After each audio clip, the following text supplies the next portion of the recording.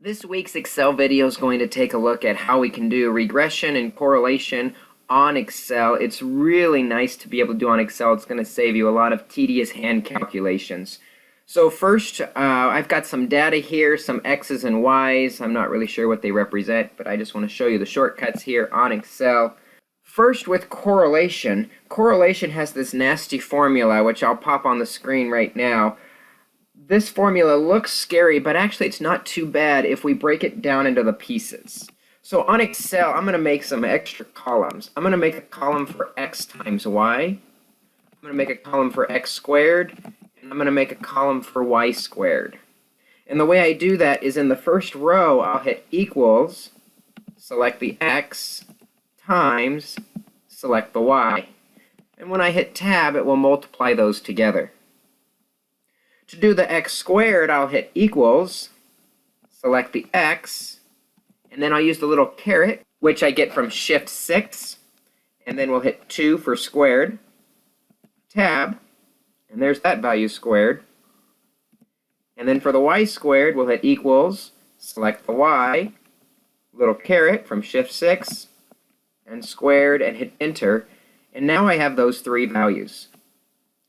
Where Excel becomes really nice is I just have to select those values and grab that little box in the bottom corner and drag down, and it's going to copy that formula all the way down the sheet. Now my equation for R requires the sum for each of these columns, so down here in row 18 I'm going to hit equals sum, and then I will select that first column and hit tab, and that's going to add that first column together. That is the sum of all the x's. Now if I select that cell, grab that bottom corner and drag it over, it's going to find the sum of every single column that I have calculated. Now we're ready to actually find R. We'll bring that formula back on the screen again for you to see, so you can see how the pieces come together. We'll hit equals. Open a parentheses for the numerator. It's really important your numerator and denominator must be in parentheses. First it says n, that's the number of data values. My data has 15 values, times the sum of the xy's. So I'll select the xy sum that I just found, minus the sum of the x's, that's the 175, select that one, times the sum of the y's. So I select the sum of the y's, close the parentheses for the numerator, and hit divide. Open a parentheses for the denominator, and we have two square roots in the denominator multiplied together. Square root is SQRT. Open a parentheses in, the number of data values is 15, times the sum of the x squareds, that's this value, minus the sum of the x's, this value, squared. We're just closing the parentheses on the square root here, and then hitting times, SQRT for the second square root.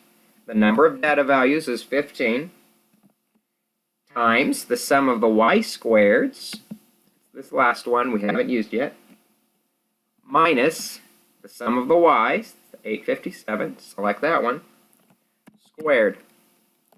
Close the parentheses on the square root, close the parentheses on the denominator, and when we hit enter, we find our R value is 0.8362.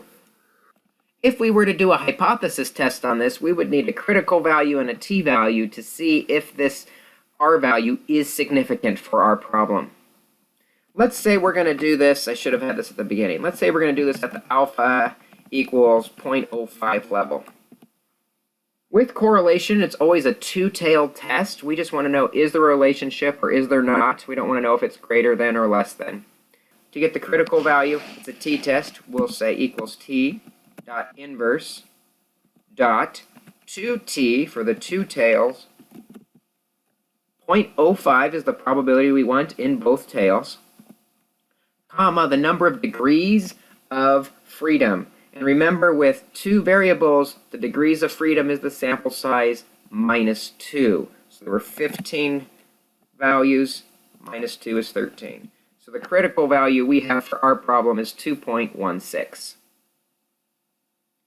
Our t-value, we found the equation for the t-value in section 9.1. We say t is equal to the r value, which we just found. So let's select r, divided by the square root, open a parentheses for the square root. Be careful with your parentheses here because we have another fraction, so the numerator and denominator have to be in parentheses.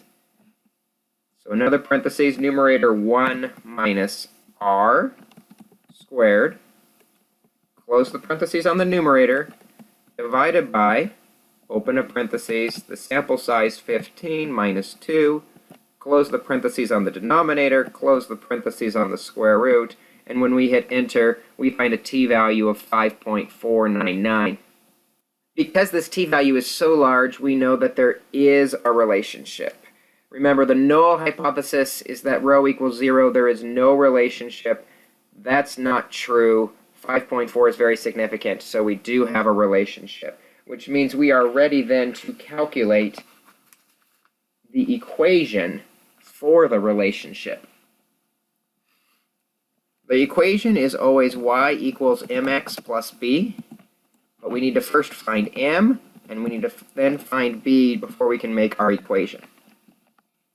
So first to find m, the slope. The slope formula is given to us in section 9.2. It's on your screen now. Equals, open a parentheses, for the numerator, the sample size, which is 15, times the sum of the xy's, which is this guy down here, minus the sum of the x's, times the sum of the y's, close the parentheses for the numerator, divided by, open a parentheses, the sample size again is 15, times the sum of the x squareds, minus the sum of the x's, click that cell, squared, close the parentheses for the denominator, and we find our slope is 2.94. The y-intercept, the equation is now on your screen here. Its equation is equal to the sum of the y's, select that, divided by the sample size of 15, minus m, my slope, so we'll select the slope, times the sum of the x's, 175, divided by the sample size of 15, and we have a y-intercept of 22.77. So our equation is y equals 2.95x plus 22.77, and that's rounding to 2 decimal points. A couple other things I want to show you as we wrap up this video. First, I want to show you how you can make a scatter plot on Excel. It's really easy. You just select your x and y values. Make sure you do not select the sums if you have the sums. Select the x and y values, and if you hit insert, one of the charts is a scatter plot option. You just want to select the dots, and there is your scatter plot. You can also click this little plus or click up to add chart element, and then you can add a trend line, and there's actually your line of best fit. A couple other shortcuts I want to show you though that are really nice. If we wanted to do a quicker way to get to the R value, another way we could have calculated R is Excel has a feature in it to calculate R automatically without having to do all the columns in row. If you hit equals CORREL for correlation, open the parentheses, select the X's, comma, select the Y's, and hit enter, move the graph out of the way, you'll see that we got the same value for R both ways. You can also get at the trend line equation. If you put this line of best fit on your graph and double click the line of best fit, off to the right several options will open up. If the graph isn't selected, select the graph and scroll down, and you can see Display Equation on Chart. And when you select that, you might need to move it to see it. It gives us the equation, the same equation we came up with, right on the chart. One last thing I want to show you before we wrap up this video, though, is how to do a residual graph. There's only one problem on the homework that asks for a residual graph. A residual graph is a graph of how close to that line of best fit are those points.